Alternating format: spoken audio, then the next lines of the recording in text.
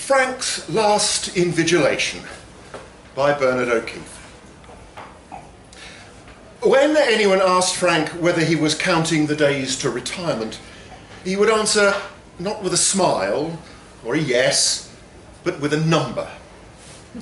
No countdown had ever excited him more, and each morning he gleefully crossed another day off the list he kept in his diary. It was with a similar satisfaction that he crossed things off another list that he kept in his diary. Things I will never have to do again. Today, Frank was looking forward to crossing one thing in particular off this list. Invigilation. Never again would he walk up and down those aisles hoping his shoes didn't squeak and that he didn't slip an accidental fart. Never again would he furnish exam candidates with extra paper or accompany them to the toilet.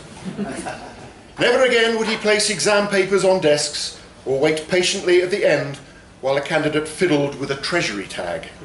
Today was the day of Frank's last invigilation. The time is 9:15, boomed the exams officer, and you may begin. Papers rustled, candidates coughed, and Frank sensed that tense silence, that adrenaline-filled hush, that heart-fluttering moment when anxious eyes scanned newly revealed questions. Could it be so long ago that Frank was doing exams himself? O-levels in 1974, A-levels in the long, hot, drought summer of 1976, and finals in 1980.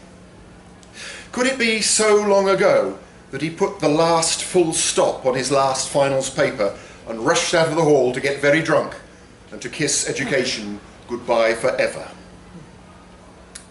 It seemed that it could.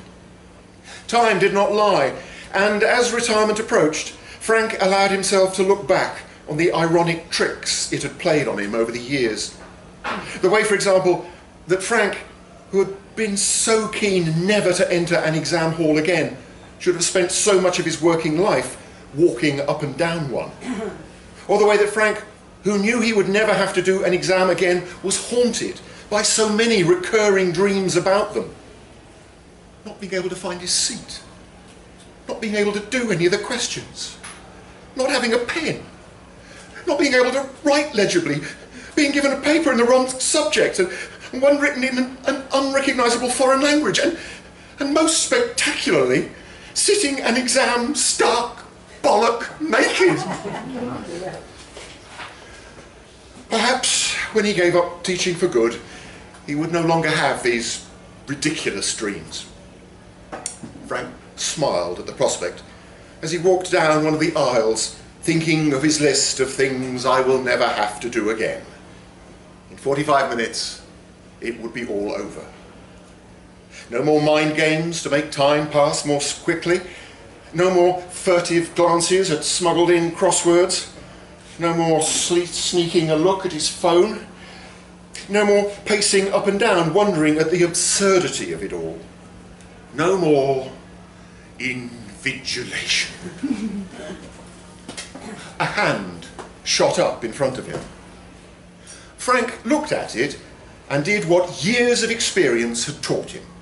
He glanced around quickly to see if anyone else was heading towards it, and realising that no one was, pretended not to see it himself. It was always best to avoid any raised hand if you could. He looked around the hall again. There was still no response from his co-invigilators. Couldn't they see the arm? Why weren't they moving towards it? What was going on here? Still, no one moved towards the boy whose eyes were now firmly fixed on Frank. He thought momentarily of bending down to tie up imaginary laces on his slip-on shoes, or turning round to walk down the aisle in the opposite direction. But he knew that the boy had seen him. More than that, The boy was staring at him in a way that Frank found unnerving. There was something odd about him, something strange, something compelling. And Frank was unable to stop himself moving towards his desk. As Frank drew closer to the boy, he tried to place him. He seemed familiar, but he also looked as though in some inexplicable way he shouldn't be there at all, as though he belonged somewhere else entirely. When Frank reached his desk and could see the boy's face clearly, he realised exactly why this was. The boy was not one he had ever taught, nor was he one he'd ever come across in school. The boy in front of him was definitely not one who should be sitting A-level English on Tuesday the 13th of June 2017. The boy Frank was moving towards was himself. The boy Frank was moving towards was himself as an 18-year-old boy. The boy who sat in the desk with his arm raised was Frank as he had been in the upper sixth in 1976. His skin glowed with youth. His hair was long and dark. His face, like his body, was thin and angular, and his eyes were bright, burning with inquisitiveness and a desire to know, a desire to have questions, and one question in particular answered. "Yes?" said Frank, as he arrived at the boy's desk. Young Frank held up his exam paper. "There seems to be a problem," he said. I think I've got the wrong paper." "What should it be?" said Frank. "Well, it should be English," said the boy, holding the question paper towards Frank. "But it's not." Frank took the paper from the boy and looked at the front. At the top of the paper was the name of the examination board. The Board of Very Big Questions. Underneath this was the date, 13th of June 2017. Underneath this was the length of the paper, 30 to 40 years. And below this was the name of the exam, A-level Life. "I can't do this," said the boy. "I haven't studied it." "What do you mean you haven't studied it?" Frank looked at the boy. His younger self stared back at him, innocent, pleading. I mean, I've done a bit,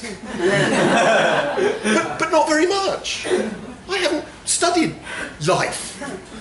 I couldn't. It wasn't an option." Frank shook his head. "You must have. Otherwise you wouldn't have been entered for it. You wouldn't have been given a paper." But no one does life here," said the boy. "It's not a proper subject." "I don't see what I can do," said Frank. In all his years of invigilation, he'd never come across anything like this. And in all his years of teaching, he'd never come across anyone teaching or studying life. "There must be something you can do," said the boy. "It's not fair. This could ruin my prospects, ruin my..."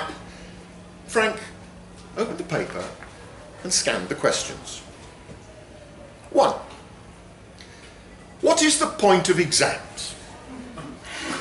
In your answer, consider the idea that exams are a passport to university, and that university is a passport to employment, and that employment is a passport to... Frank couldn't read the rest of the question. It turned into a mess of indecipherable letters, as if something had gone very wrong with the printing. 2. If you knew that you would spend your future working life as a teacher, would you jack it all in now? 3. It is better to have loved and lost than never to have loved at all. Consider this proposition. 4. How important is it in life to make a lot of money? 5. What criteria should be used in deciding whether or not anyone's life can be described as successful? 6. Consider the idea that with age comes more wrinkles than wisdom. 7. Who you are is more important than what you do or what you have. Discuss. 8. You are coming to the end of your working life. Write a letter to your younger self, giving him or her the advice you wish you'd been given when you were 18. 9. What's it all about? Alfie. Write Alfie's response. 10. Fuck off, Mr. Chips. Consider the view that bad teachers have a more significant effect than good ones. It's not fair, said the boy. I haven't studied it. No one has. I mean, we've spoken about it a little, but no one ever said we'd be examined on it. Frank looked around the exam hall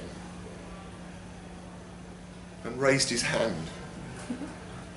He needed some help, but the other invigilators were still walking around with their eyes fixed elsewhere. None of them had noticed the boy's raised hand, and none of them was now responding to his. It was as though neither he nor his younger self existed. "What do I do?" said the boy. "What do I do?" "It's okay," said Frank. "It'll all be okay." He leant down towards the boy. Don't you know anything about life?" he whispered. I mean, could you give it a go?" "Give it a go?" said the boy. "I've been revising Keats and Hamlet. I've learned quotations and everything." "Can't you just busk it?" "Busk it? Life?" Frank looked towards the invigilators, his body trembling with anxiety. "I'm sorry," he said. "I'm an invigilator. I can't help you." "Please," said the 18-year-old Frank. "Please, help me." "I can't," said Frank. "I'll get into trouble. It's my last invigilation, and if I help you, I'll get into trouble. And it was then that Frank realised it was too late for him to get into trouble. What could possibly happen? This was his last invigilation. They couldn't get him now. His pension was sorted. He turned to the boy, and the radio woke Frank at 6 o'clock, as it had on every working day for as many years as he could remember. Another exam dream. The kind of thing he told all his students over all those years never to write about. Just like he'd always told them never to wake up at the end of a story. Frank reached for his diary. 10 days to retirement. And today is the day of his last invigilation.